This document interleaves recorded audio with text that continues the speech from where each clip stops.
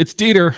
It's Jake. It's Friday, and we're talking about a game that has both no meaning and all the meaning in the world for the San Francisco 49ers. Bears 49ers week 14. Who would have thought we'd be here today talking about this thing, especially after the tsunami warning yesterday? Kyle Shanahan keeps saying that he's not God, clearly, because that was not fun. That was not fun. Ideal. I went through like a 2-minute full panic with my girlfriend where we watched the tsunami map go from, there's the coast, and then it started growing and growing and then engulfed the entire Bay Area. And your brain, you simultaneously are aware that, okay, like this isn't what is it. This is, first of all, it's probably not going to happen. Second of all, if it does happen, this map is not saying it's going to engulf the entire Bay Area. That said, there is part of your brain that sees red map, everywhere flood, you die. And that's just sort of the instinct that takes over. Well, that was us in the preseason. Red map, everywhere flood, you're going to die as it pertains to the 49ers. And you yesterday with your girlfriend, congrats on the sex, were every other member of the media being like, it's not that bad. No, they'll figure it out. And now here we are, and they have not figured it out. They will not figure it out. I even entertained the possibility of running through some scenarios. Like they could be tied for first place by Friday morning. I guess it'd be next Sunday. Something could happen. I don't care. It doesn't matter. It's not happening. Like they are not, even for the 4-1 scenario, which I suppose is plausible, right? Where you lose to Detroit, but you win the rest of your games. Like the amount of things that would need to happen in order for that to be playoff worthy is so beyond the pale that it's not worth entertaining. Like we'll talk about it in week 17. Should they have won 3 games in a row? Big ask. Right. And if you get Bosa and Trent Williams back, maybe. Which we don't expect for this week, right? We don't expect Trent or Bosa back. There was a notion that Bosa might play on Sunday from Kyle. Where's that evidence? I don't know. I would just say you have to try and win these 2 weeks without those two guys, and then you have to earn the right to have them come back. Yeah. That's how I see it. Also, Jalen Moore's been like fine for 2 games. One was in the snow. It didn't matter. Other one was fine. I'm with you on that one. Actually, the left side of their line, not going to lie, as good as it's been all year. Ben Bartch looks awesome. He looked really good. I would stick with that for another game and see what happens. And that game, of course, would be this contest, the 4-8 Bears and the 5-7 49ers. It's the disappointable, and mediocrity reigns high. The Bears just fired their head coach. They have the dead cat bounce coming. Thomas Brown, who keeps failing up. It's an incredible run for Thomas Brown at this point. Last year gets promoted to Panthers offensive coordinator. Panthers offense falls off a cliff. This year gets promoted to Bears offensive coordinator. Immediately gets the head coaching job after that. There was a question in the Chicago media this week. I still peruse my local media, or at least the media I grew up with, where will Thomas Moore coach from the box, which is last year 49ers in a nutshell with Steve Wilkes and all that. But Thomas Moore has always called, he's always been an offensive coordinator. Thomas Brown, apologies, has always called plays from the box, and now he's the head coach, which no one expected or frankly asked for, including him. And so will he be a head coach from the box? Shout out Sam Pittman, Arkansas head coach against Missouri last week. Just like, I'm not going down there. It's snowing. And head coach from the box. I love that too, because that's the sort of stuff that only happens when it's already sort of a disaster. And you go, you're going to be up in the box. And we're asking, is Brandon Staley going to be on the sideline with Nick Sorensen this season? Is he going to be back up in the box? What are we going to do? It's never a great discussion point, especially when it lingers, about how are you going to handle it? Your team is not great. Are you going to get a better angle? Is that going to fix things? It's not great. It's not great. And it's all, of course, deeply reminiscent of the greatest head coach from the box moment in the history of sport, which, of course, is Liberty Bills head coach Hugh Freeze. Oh, come on. Coaching from a hospital bed. Oh my God. That's It's awesome. never not funny. It's like a fart. They're never not funny. Every Does he have fart in the shoes history of on? man. He's wearing shoes. He's wearing He's athletic shoes, a visor, a hospital gown, and a That headset. is absolutely iconic. Unbelievably funny. He did it for multiple games, and then got the Auburn head coaching job, where he is, of course, recruiting like a madman, but failing to win football games. It's Well, the that's Hugh because he's Freeze not experience. coaching from the box while horizontal. Well, he threw out his back with all those hookers he was getting in Tampa Bay, which got him fired from the Ole Miss job. Just don't get hookers on your company cell phone. Come on now. Not ideal. Life lessons. Jerry, what was it? What was his name? Jerry Springer, mayor of Cincinnati, paid for a sex worker with a check, and Hugh Freeze using his Ole Miss company cell phone. That's not great. You know, That's we can subpoena those records. We can FOIA them pretty easily. So We could. good job, We could. everybody. Anyway, Should we talk about this football game on Sunday, or should we I just suppose we should. continue with the grabassery? No, I suppose we should talk about these two teams that are both sort of middling in different ways and different avenues of invention in terms of their mediocrity. Below mediocrity, actually. I'll say this about Bears 49ers, man. It always delivers. For some reason, this matchup just always hits the spot. And that doesn't mean it's always going to go the Niners' way. But you had the last time these two teams played was the Trey Lance game, where we all sat collectively around and went, "Oh no!" Oh my God, yeah. I The was total there, and I monsoon. just Yeah. that field was incredible. I've actually never seen a field like that before, where it's almost like a high school field that starts bubbling. You know, it was. Genuinely never seen rain puddle like that on a field. It was a monsoon. It was a monsoon, and Trey Lance, already slow, looked even slower, playing in slow motion. It was like early Christian McCaffrey runs this season. You're like, that ain't right. That ain't it. Except you never saw the other gear. And then, what was the one before that? Oh, Jimmy just ripping it. Jimmy just going out there and just destroying them. I think back to the Jimmy game that got him the contract. You know, the late game comeback in 2017. 2001, Mike Brown overtime interception for a touchdown. Jeff Garcia deflected. That was a great game. This game always seems to deliver for some reason, and maybe this one does too, Jake. There's a lot of kind of funkiness to this Bears team, and I wouldn't be shocked if they're not favorited. Right. They should be. Should they be favored in this game? No. I think this thing, I would favor the Niners slightly. I would not give either team any more than a 3-point edge. Like that's where it feels. It feels like this is a true sort of toss-up. I could see the Niners running away with this. I highly doubt that. But I expect a close game. Like, I just think the Bears are a team that doesn't have a lot of glaring weaknesses. I think their quarterback is just a total chaos machine, where he's not actually playing quarterback. He's just sort of running around scrambling, but he's so good at scrambling, and it's such a sick arm. It sort of doesn't matter. Like, he'll throw check down, and then be like, all right, now I can do whatever I want to do. And then forgets sort of how to run the offense, whatever the offense is supposed to be, because that has not been clear all year long.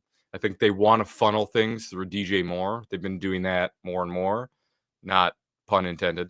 But I think that's how they want to do it. They want to put the ball in DJ Moore's hands. I will say Keenan Allen has looked quite a lot better. He has. He's worked off some of that preseason weight. And this is right from our good friend Frederick Weaver, betting Niners plus 3.5 and Bears money line just to feel something. That's how the house keeps winning, baby. But that is the play. I love that. Both of those things could not hit. But you will feel something, to be sure. And frankly, I think we'll all feel something off of this game, Jake. Like anger, disgust, strange. Here's there something will that we be discussed for a while with this team. I don't know. It might be glee. It might be just unbridled glee. If they lose badly and it's just, okay, this is... I don't think it's outside the realm of possibility in the least bit that the Niners have a great game. I don't really either. don't. I don't either. I think okay. I think what's interesting is the a few things, but the Bears, they run a lot of cover three. The Niners are sort Mhm. of built to attack cover three. I think it's a good game for them to attack it. The Bears, oddly enough, people run the ball inside on them a lot. But I watched Mhm. that Vikings game and I'm like, outside, outside, outside, outside. You know, you watch that first drive where Aaron Jones breaks a couple easily. Right. One, because the Bears are just almost misaligned. Not that they're actually running the wrong play or that anyone's actually misaligned. It's just like it's uneven and it's really easy to exploit. And I think there's a lot of that out there. And I think with Isaac Guerrero as your tailback, you want to get outside the tackles. You want to be running outside the C gap every single Built for the time. stretch. Yep. So I think if the Niners are able to establish that, great. I think if they run inside, the Bears are physical. Montez Sweat is a maniac. Like Mhm. he's probably the most well-rounded defensive end in the league, at least one of them, in terms of like he's just such a reliable physical run stopper and a Mhm. solid pass rusher. Not Love him. elite, elite in really either category, but well above average in both. Yeah. We both like that guy Cowart. I keep Yeah. wanting to call him Zach Cowart, who's a pitcher, and that's not who he is. I think No. it's Byron Cowart. Byron Cowart. Byron Cowart. And I think that's obviously the Niners run outside the tackles. That doesn't come into play as much, but him versus Jake Brendel, I could see being a problem for the 49ers trying to run inside. Pass rush, the Bears are, they have a mediocre pass rush.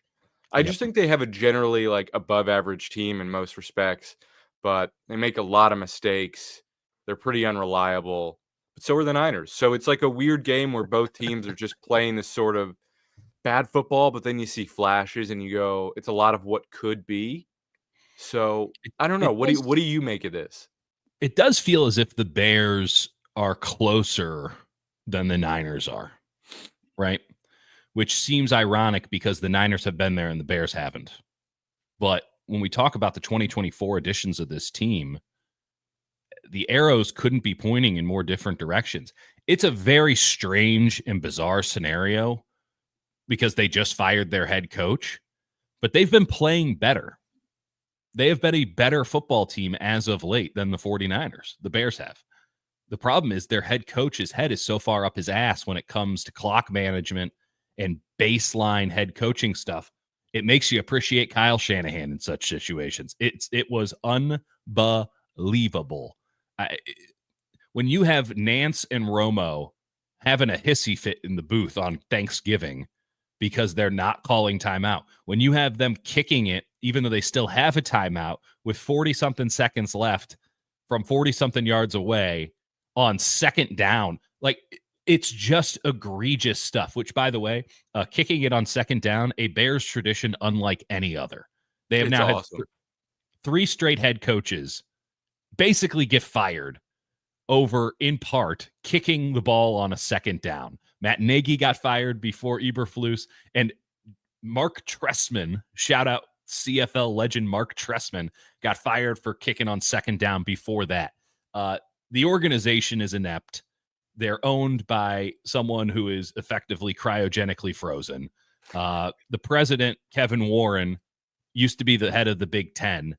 He's just a politician, which is only good if you're trying to build a stadium, of which he hasn't gotten built yet, and is waffling back and forth. The entire thing from top to bottom is rotten. I like Ryan Poles, their GM.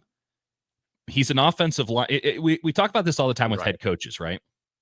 Like, you have to be good at the thing you're supposed to be good at. Everything else, okay, we'll give you a little bit of deference left or right. If you're an offensive head coach, you need to have a great offense, or at least a good offense. Like, you can't look inept on offense. If Kyle was out here and the Niners weren't getting yards and they couldn't move the ball, yes, then we can have a red flag. Right. The problem is his expectations were best offense in the NFL, and now it's like we get a lot of yards and can't score. So, Yep. and people are calling for his head because that's a drop off. That's not the drop off you need. If you had D'Amico Ryans and the Texans defense sucked, that would be a red flag. When you have Ryan Poles, former offensive lineman, and he can't build an offensive line, that's a red flag for me. You know who their starting right guard is, folks? Matt Pryor. I don't. Matt Pryor, who is the 49ers backup swing tackle, who his number one trait was being large. And when I asked Chris Furster, I'm like, so he obviously can't move in the run game, but seems like a decent pass protector. How do you view that? He's like, yeah, well, That's about you can, I guess, teach run blocking, but pass blocking, if a guy can't do it, there's not much you can do there, which is sort of like inverse of their philosophy. And then they really never played him. And then he's now a guard because he can't really move. And I watched him pull the other day on film, and not great, not really hauling, I would say. They have a lot of big boys on the what they have line. is a lot of offensive linemen that remind Ryan Poles of himself. A lot of smart guys who are going to know the plays but can't actually execute it. And, kind of try-harders. I can appreciate a try-hard as much as the next guy. We got a try-hard podcast here. Sometimes you need dudes with talent, which is why we go and see Larry every week. It does help. So, it does help. You know who their starting running back is? Who I'm presuming their starting running back is going to be on Sunday? Based on, I think it's going to be Travis Homer. I just picked him up. I just picked up Travis Homer because so that's one thing I was just looking at, right? Is DeAndre Swift and DJ Moore have both not practiced Wednesday and Thursday. That's notable. Not great. Those are major pieces. Roschon Johnson, I don't think has practiced either. So you've got potentially Travis Homer starting for the Chicago Bears. We've seen that before. Not for the Bears, but certainly for the Seattle Seahawks, and it doesn't work. It doesn't work. It's like, I mean, if you want to talk about guys that just got picked up off the street that people might be getting too excited about, I'd be more excited about Abanikanda than I would be Homer as a player, not as a fantasy option. I went on Larry's show last night, and it's going to shock you that when I called Israel Abanikanda a jag, Larry went apoplectic. He got upset at you? He got legitimately angry. And then I'm like, okay, it touched a nerve so much, I didn't press it any further because I wanted to be like, if he was such a great option, why didn't you have him in that tweet?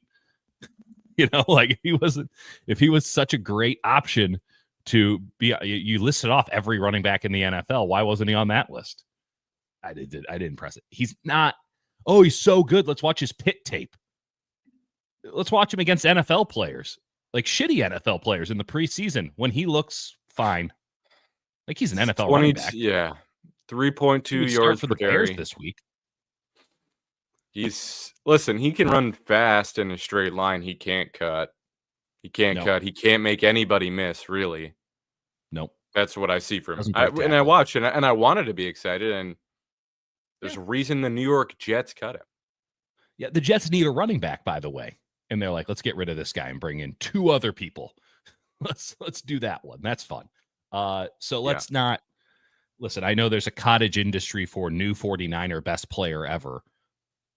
We, put out a video this week on Garendo and how excited we are to watch him. So obviously we understand the market there. But Isaac Garendo is also like a top 5% ever freak athlete at the running back position. He's basically I've also seen him have 88 and 99 yard games in the NFL. Yeah, I've seen him get a toss outside and change angles. They literally call him the angle assassin, which is extremely corny. They call him the angle assassin. I think Chris Furster said that because he literally, like Raheem Mostert, just changes angles where you think, and he also doesn't ever look like he's running that hard. I feel like he's a long strider guy who, when you're looking at him, you're like, he's not moving that fast, and then he's by you. So there's something there, and there's a reason the 49ers, use some draft capital, moved up to get him. I'm legitimately like, if we have to move forward mentally to what are you drinking, like a hazy beer? No, I'm drinking piss. Just drinking. I'm just drinking piss. Piss boys on a Friday. It's like piss a you guys emergency. drinking? Oh, gotcha. You like that? Beer. That's good. That's funny. If we have to drink the piss that is the rest of this 49ers season, at least we get to see some Guerendo we get to find out if the guy's got it or not, because it's pretty clear that any Christian McCaffrey superlatives from this point on should not be expected. They could come. He's going to be on the team. That'd be great. But to just presume that Christian McCaffrey is going to be Christian McCaffrey from this point on is ridiculous. Like it's too much. It was probably always too much, but here we go. The Anglo Assassin and the oft-injured Anglo Assassin. What a backfield. And that's where we're at. Yeah. I don't know with Mason, but Mason gets injured so much. Like, you need to know if Guerendo's got it or not. Yep. Because on a total reshuffle offseason where you're going to need to use all of your draft picks for immediate options across the board. And I'm not saying that, we got to get a starter here or a starter there. But like, when you get into the 5th round and you're sitting there and you go, okay, we're going to need a backup tackle, another, defensive lineman. We're going to need another line. We're looking at a bunch of positions. You can mention almost any position. We need depth. Do we need to include running back in that conversation? Do we? And if you have Guerendo, you don't. If you know that Guerendo's the guy, and frankly, I'm already on board, but that might be putting the cart before the horse. Like, if you know Guerendo's the man, then it's not an issue, because then you can always find a third. In the NFL, you can always find a third. But you can't find that second that can take over should McCaffrey do it. They've been lucky that they had one in Mason, who gave you 8 really good games before he got injured. And now they get to see it with Guerendo on the back end. It's kind of exciting because it should still be a run-first offense. Yeah, I think the number one thing to see is like, all right, snow game. I'm not going to give the offense on either side that much credit for running the ball, right? No. I liked what Ben Barch did coming off the ball. I was impressed. Packers, you just got mauled, right? Mm-hmm. Let's see if this team can play an actual game against an opponent that's not that great. The Bears have a lot going for them. I think Frederick, that he made a good point about just the vibes of these teams, right? The Bears are sort of younger, up and coming, 2 arrows going opposite directions. And so I think it's a question. The number one question for me is like, can the Niners, after these bludgeonings, come out and play a game at home against the worst record you're going to face for the rest of the season? I don't know about the worst team. We'll see. Probably the worst team you're going to face the rest of the year. We'll see. It is very tight between the Rams on Thursday and this Bears team. Yeah, neither's great. Neither's great. But the question you have to ask yourself is, will the Niners, after getting bludgeoned, be able to come out and say, all right, we actually do want to make this push. We actually do care, even without Nick Bosa and Trent Williams and all this. Mm-hmm. We're going to go out and we're going to play a decent football game. We're going to, we're going to run the ball effectively. Brock is going to find his targets. We're going to get Kittle involved. We're going to funnel through Jennings. Pearsall will get open a few times. There will be some sort of interesting pre-snap movement leading to interesting plays. The offense will have some sort of structure and function to it, just as a bare minimum against a team that is not easy. I think the Bears are a pretty decent pass defense. I don't think Stevenson's anything special, but Jalen Johnson's great. They've been decent on defense for the most part. They can be easy in the run game in first halves and then usually get a little better as the game goes. But like, do the 49ers have anything left in the tank to just say, all right, let's go win. Let's, one more for the Gipper. All right. Yeah, kind of. Like, do they have that? Do they have that left in the tank versus a Bears team? It's going to have juice from firing their absolutely inept head coach and has an extra, 3-4 days of rest. They do have some injuries, but like a Bears team that's going to have a little bit more juice. They're young. They have nothing to lose. They're gonna come out and give you, I think, a pretty good shot. Even though Caleb, we can talk about it in a little bit more, but he's a total, arbiter of chaos.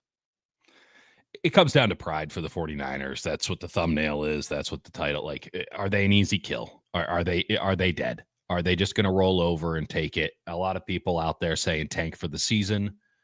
I'm not a believer in tanking. These things take care of themselves. They don't need a quarterback. They don't need a quarterback. What are you tanking for? If you need to move up 3 or 4 spots in the draft, that's not going to cost you very much in this day and age, from the middle of the draft to another middle spot, right? If you need to get into the top 10 because you're a desperate team, okay, then maybe you should be tanking, but you're not a desperate team. You're a team that has to have a pretty significant offseason. You're a team that needs to make some moves, no doubt about it. You're a team that's going to have to make some tough decisions, without a question, on some veteran players, the way that they already did this past season with Eric Armstead and having Kyle Juszczyk take the KMBR package for half off. Like there's no guarantee that they can ever get back to where they were. And there's no guarantee that it stays as good as it is now. And it's not good. So there's all that. But you still have George Kittle, Fred Warner, Brock Purdy. As much as we want to talk about all the guys who aren't here, and they are significant, you still have enough. You still have enough to win this game. And at home, with your pride on the floor being trampled upon in the manner in which you've lost the last 2 games, knowing deep down this don't mean a goddamn thing. What are you going to look like? I don't want to make it the bigger Kyle thing. That's inherent, right? Can Kyle get these guys ready to play? Can they execute? Can their coaches prove over the next 5 games that they're not the problem? Can Brock Purdy show that, hey, I'm going to get paid and everyone's going to feel good about it? Jimmy Garoppolo got paid for a hell of a lot less. He got paid for 5 games. Can Brock Purdy do the same thing in effect? And that's just on vibes, right? Like the 49ers are going to pay him. Kyle wants to pay him. John wants to pay him. Brock wants to sign it. Right. That's going to happen. Can he get the fan base to be like, no doubt. Like we got to sign this guy. Yeah, no, I'm with you. And I think it sets up. I mean, that's big picture, right?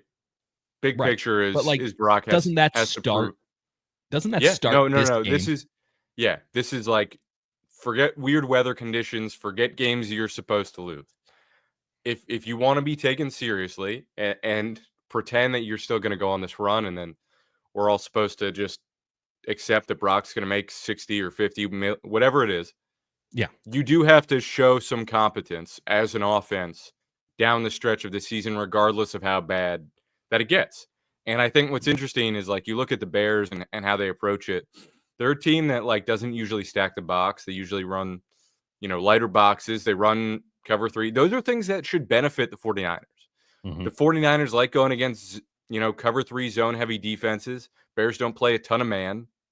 And they don't stack the box a lot. And now maybe that'll check. They've got time to prepare for this game. But if you're the 49ers and you want like a tactical matchup that you can exploit and get back on the right track, I think this is absolutely a game for that. And you just have to be able to run some semblance of your offense that you haven't run all year, basically. Easy. Yeah, I mean, how many times have I said it this season? Like, just go back to Thursday night Seattle. Like, give me the basics. Show me your competency on the baseline dance moves before we start trying to do the splits and the thriller and all that. Like, we're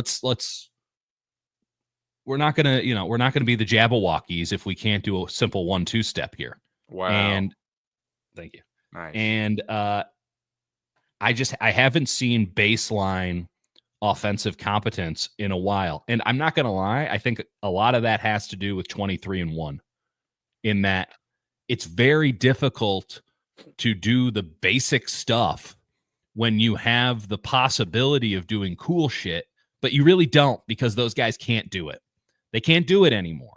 And maybe you saw it for a minute. I mean, it wasn't even cool. They were doing the basic stuff, and it was a snow game. It's almost unrelatable to any other contest. The everyone's slipping. Yep. No one knows. So was Christian McCaffrey good? Absolutely. He was fantastic in that game. Was it anything cool? Not really, other than visually. So Debo, you can't run with him anymore. I don't think you can go with screens with him anymore. So all he is kind of a bad wide receiver. So that's fun. Can you internalize that and not put him on the field as much as you want to? Can you, in a way, having Garendo back there is great. Because they bought him, they drafted him specifically on the purpose of being the next Raheem Mostert. In fact, actually, it may be Raheem Mostert plus because he can catch the ball. And the idea is, if you need to get back to basics, having a running back who it's a rookie who what does he do well? Runs the stretch. That's good. That's baseline. Now you're pulling everything back to basics to help him, and that's going to help you. So I'm bullish on the Niners offense in this game with just a steady diet of Kittle, Jennings, and Garendo running the ball, and it ain't going to be fun and it's not going to be exotic. Yeah. But I wouldn't question for a second if it's going to be effective. It feels like they can put 28 points on the board in this game. I'm not saying 30, but 28. I'm with you. And I think the Bears do have two good corners, and Johnson's great, and Kyler Gordon. Tyreek Stevenson's a mess, I think, for the most part. They can exploit that, regardless of who it is. I'm with you. This is a game they should just be able to function and put points on the board against a Bears team that's been exploitable. Let's the second half will be interesting, though. Because the Bears... Second half is going to be fascinating, and I'm not certain that the Bears can't put 30 on the board in this game. Let me put it to you this way. I feel like the 49ers output, I feel really solid about that. A solid, no fuss, no muss offensive game. That could turn into a situational back and forth, or that could be a blowout. It really just depends. I can't see them putting less than 20 on the board. Right. They're getting 3 touchdowns, right? Yeah. 2? 2 unquestionably. Probably 3. I would, yeah. So it comes down to this defense. This pile of ass defense that they have going on right now. That's a little harsh. No, it's not a good defense, Jake. It's a bad defense. I'm not saying it's not bad, but pile of ass and right. Bad are the same to me. So P of A. And I'm not sure that the Travis Homer and the offensive line of it all certainly give me pause. But man, DJ Moore, Roman Dunze, and Keenan Allen with Cole Kmet is a pretty sick option if you got a quarterback who can make unbelievable throws on the run. He's impressive. He doesn't know what the hell he's doing out there. He has no fundamentals whatsoever. Yeah. But when his ability he made it, what was it? Like a 45-yard throw when he over rolled a out corner on the sideline and tucked it. I mean, you can't. People say, "Oh, you can't teach that." That's what they're talking about. The ability to jump, throw, and feather one in between a safety and a corner from on the sideline, 45 yards down the field is unbelievable. And if it comes into a, hey, Caleb, go do something, do some cool shit game, he could very much do some cool shit. He could also throw 4 interceptions, this is a very attractive head coaching job, perhaps even for Kyle Shanahan. Though he would never, can we just address that? I'm angry that we didn't come up with that take. Okay. I'm angry that we didn't think trade Kyle Shanahan to the Bears for 2 first-round picks. It's a great take. It will never happen. The 49ers will never do it. Kyle Shanahan has no interest in it. Full stop. Kyle Shanahan does not want to go and coach the Bears. Kyle Shanahan will take a year off, go pick his next destination, retire, all that. he's not leaving the West Coast. He's not leaving the 49ers where he gets to run everything the way he wants to run it. He's not going to, say what you will about the Niners, he's not going to arguably the most inept organization in the NFL outside of the Raiders. Because what? It's good for San Francisco?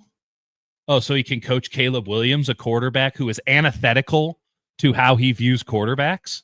Right. Like, oh, what a great throw.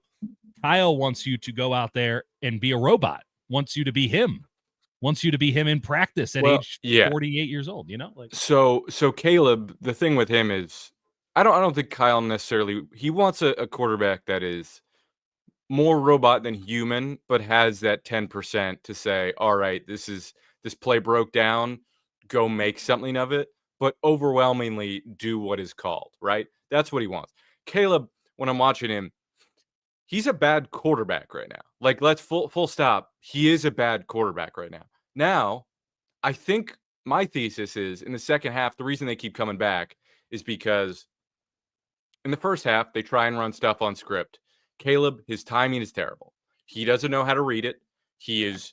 I watched a play where they ran. It was a hitch. They had a two-man concept on the right side. It's DJ Moore on the right side. He runs just to stop, little hitch, and then on the outside, it's an out and up from Keenan Allen. Caleb stares it down, waits until Keenan Allen separates, and then doesn't throw him. Then throws late to DJ Moore. Now it's late, and the ball is like thick. It's like a perfect pass, but it's also thrown way too hard. So like everything underneath is usually thrown late and way too hard.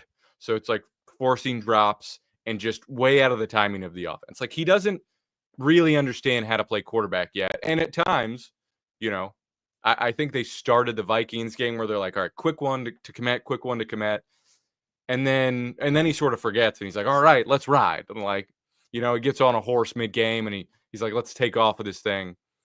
When he doesn't know how to play within the structure of the offense and just play quarterback. That said, the second half, when they're desperate and they're trying to come back and Caleb misses 3 reads and then sometimes he runs into a sack, but other times he's buying an insane amount of time and he has the arm strength to just throw cross body 40 yards and make something out of nothing.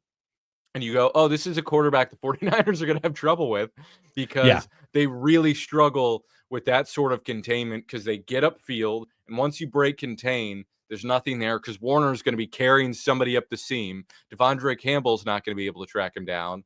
And whichever safety it is going to be involved in pass coverage. So I would suspect that the second half of this game gets very, very, very, very, very uncomfortable for the 49ers because it's just going to be a chaos machine. And they've been susceptible in the second half all season long. They've been a total disaster.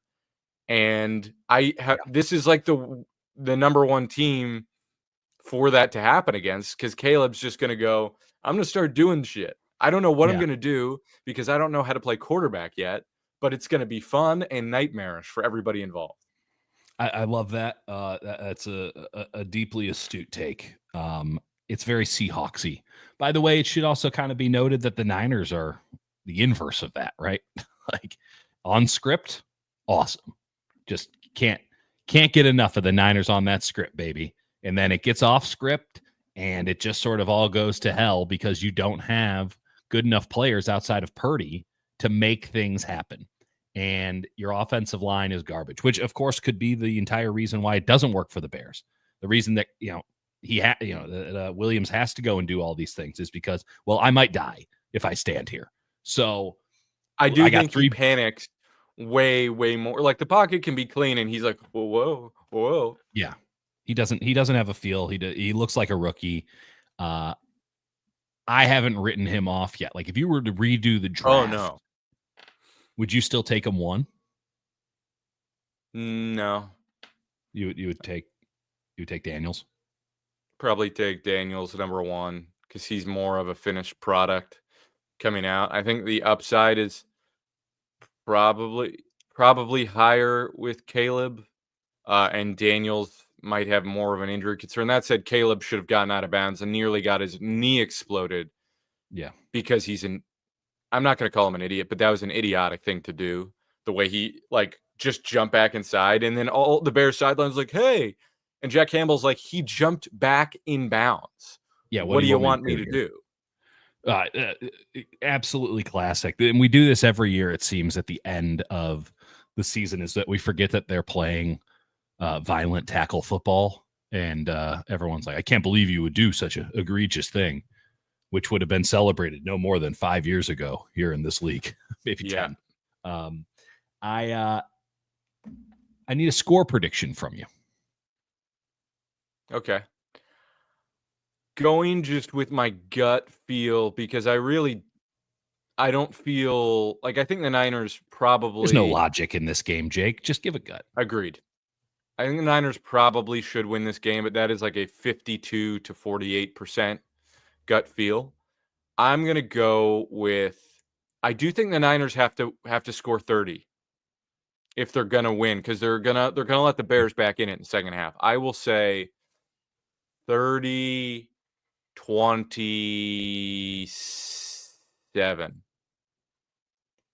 30-27. Okay. I have 28-27. 28-27. Yeah. 30-27. This game always delivers. Always delivers. I'm not sure anyone's going to be happy with how this game goes. No. I think both teams should end up sick to their stomach and deeply upset.